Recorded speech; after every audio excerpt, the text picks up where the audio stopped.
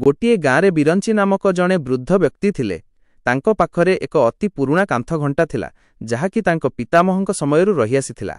सेही घंटारे गोटे विशेषत्व थिला, जेतेबेले केही समयर अपव्यवहार करे घंटाटीरु एक मिठा स्वर शुभे और सेही स्वर समयर मूल्य बुझाए। बिरंचींकर सुधीर नामक जड़े युवक पुओ थिला। सुधीर पाठपढ़ारे भल थिला, किंतु से बहुत समय नष्ट करुथिला।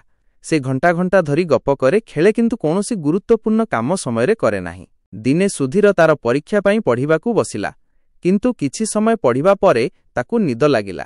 से भाबिला मात्र अध घंटा सोईगले किछि हेबोनी, बहुत समय अछि, एहा भाबी से सोई पड़िला। से सोईथिबा समयरे घंटाटी टिंग टिंग होई बाजी उठिला एवं सेथिरु एक मिठा स्वर शुभिला। हे युवक, सोई जाउछु, सते कण अछि समय बहुत। क्षणिक समयर मूल्य न बुझिले सफलता जीव हातरु खसी। स्वर शुणी सुधीर चमकी उठिला। से उठी देखिला से 2 घंटा सोई जाइछि।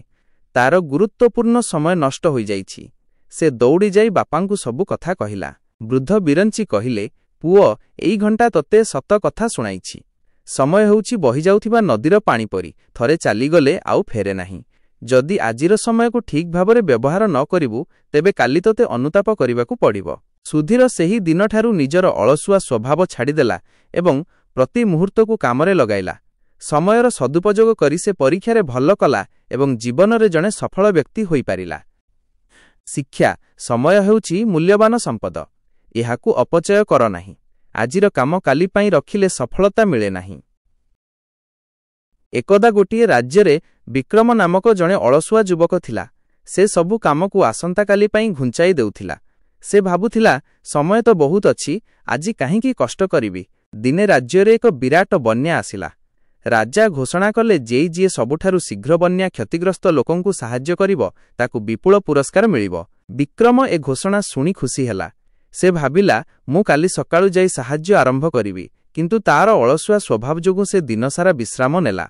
से रातिरे स्वप्न देखिला जे ताकु पुरस्कार मिलुछि। परदिन सकाळे विक्रम उठी देखिला जे अन्य समस्त युवक माने राति सारा परिश्रम करी बन्या प्रपीड़ित लोकमानंकु सुरक्षित स्थानकु नेई सारिछंती एवं समस्त साहाय्य कार्य शेष होई जाइछि।